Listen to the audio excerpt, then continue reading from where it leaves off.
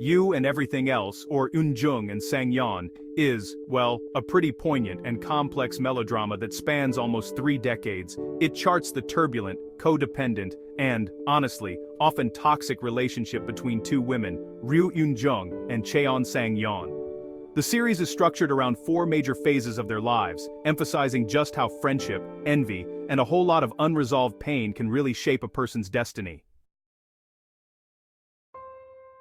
Phase 1. Childhood, the seed of envy, which takes place during elementary school. The story starts out by establishing the fundamental difference between the two main characters. Ryu Eun-Jung is portrayed as this outgoing, honest girl, raised by a single mother who works hard at a market. Even though she's warm and open, Eun-Jung carries a deep-seated self-consciousness about her family's modest financial situation.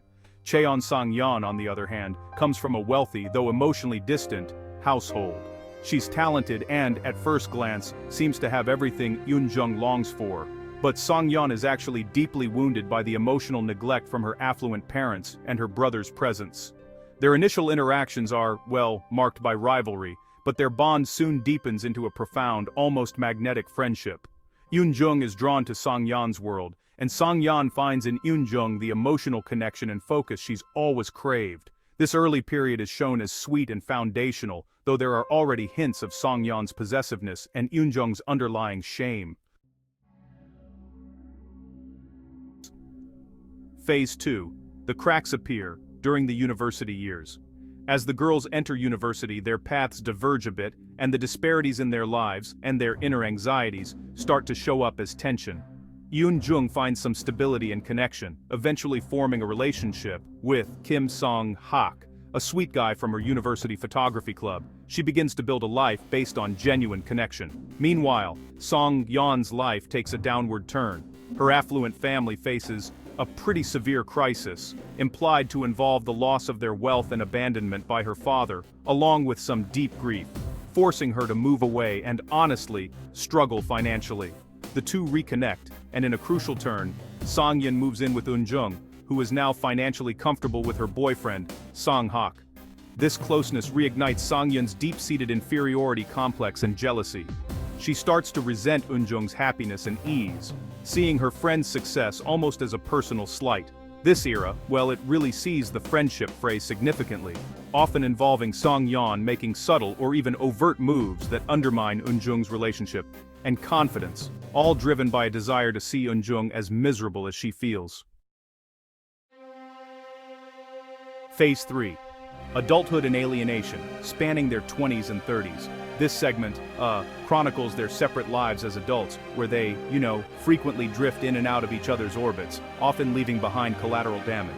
Eun-Jung pursues a career as a drama series writer, achieving professional success, though her relationship with Sang-hak is also tested by the lingering shadow of Sang-Yeon's complex influence.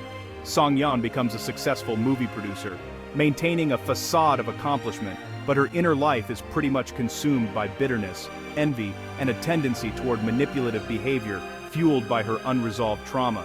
She continues to struggle with healthy relationships. During this time, the relationship becomes openly toxic.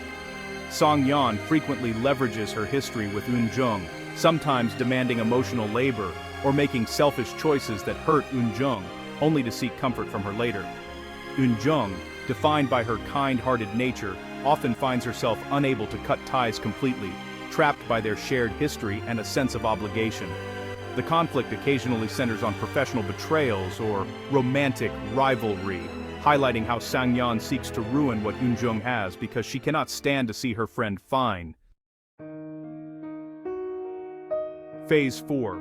Reckoning and Farewell, set in their early 40s. The narrative jumps forward, finding both women in their early 40s. By this point, their relationship is likely fractured or distant, though the deep connection remains an inescapable thread. The climax arrives when Sang-Yeon, now suffering from terminal cancer, seeks out Eun-Jung. This final chapter is dominated by a profound and agonizing request. Sang-Yeon asks Eun-Jung to accompany her through her final days. This request forces Eun-Jung to confront decades of hurt, betrayal, and manipulation. The series focuses intensely on the emotional weight this places on Eun-Jung, the internal battle between lifelong love and loyalty, and the justified anger over years of mistreatment. The final episodes deal with themes of forgiveness, closure, and the difficult reality that an apology coming at the end of life might not erase the past, but might offer a momentary peace.